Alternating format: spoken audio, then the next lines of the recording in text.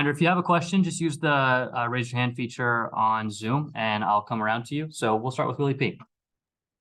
Afternoon, Bill. How are you? Good, mate. How are you?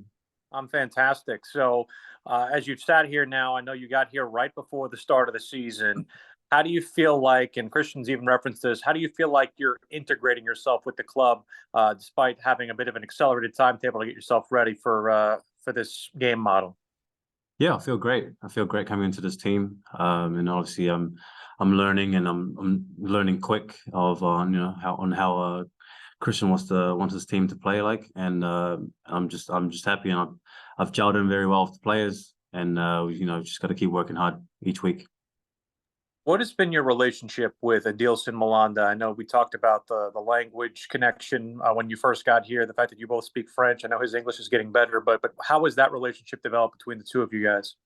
It's been going great. Adil is a great young player, and he's doing very well each week and in game times as well. So and again, like you said, we both speak French, and his English is pretty good actually as well. So other than that, overall it's going very well, and we're talking a lot and communicating, and we're just putting in the work each week, and then on game day. I'll defer to my partner, Jessica Charman, because she always, as a former goalkeeper, talks about how anytime you change a back line, it can create issues. And you guys have had a lot of shifting fullbacks, goalkeepers, and that you and Deal have kind of been the lone stalwarts. But what has it been like to kind of have a lot of interchangeable parts over the course of these first 8 contests? Look, yeah, it's like you said, we have been changing goalkeepers and guys in different positions, but that's football, and that's what the gaffer wants. And if the gaffer wants that, then we got to adapt and communicate well, and make sure the players are all in sync, and get the job done. And last one for me, it seems that from the defensive standpoint, you guys have large moments where things are great, and then there's just some individual errors that unfortunately have maybe, I guess, kept you guys from getting the results you wanted. How do you feel like, number one, you limit those, and number two, if that's a correct overall assessment of the way that the defense is played overall? Yeah, we like I said, we gotta work hard on each week and review what the mistakes that we've made collectively and individually, and we've got to put in the hard work into in training to prevent that on in game day. And each week, like I said, we're working hard, and we're working hard on ourselves individually and as a team as well. So yeah, it's going good. Cheers, Bill. Thank you. Yep. Thanks, Will. Let's go to Caleb. Yo, Bill, how are you doing? Good, mate. How are you? I lived in New Zealand for a little bit, so I know a little bit of lingo, sweet as all that stuff. Yep. Anyways, I wanted to ask you a bit about your initial impressions of the Charlotte fans, the environment, the stadium, and how that's been so far for you early on. The Charlotte fans have been amazing, electrifying for sure.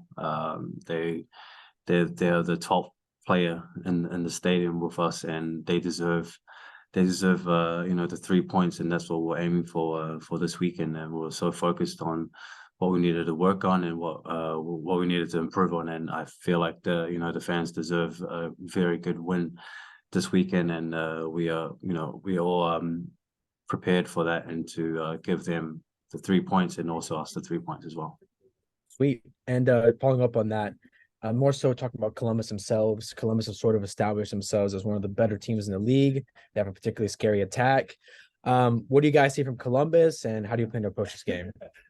Yeah, Columbus play like a 3-5 at the back, and they've got some individual players who can make a difference for them, and like the number 9, the number 10, and Nagby in the middle, being a solid midfield. And we've been watching them, and we've been doing the hard work on the pitch on how we can stop them and how we can penetrate them and attacking wise. So yeah. Great, that's it for me. Thank you. Good luck this weekend. Thank you. Hey, Bill, how you doing?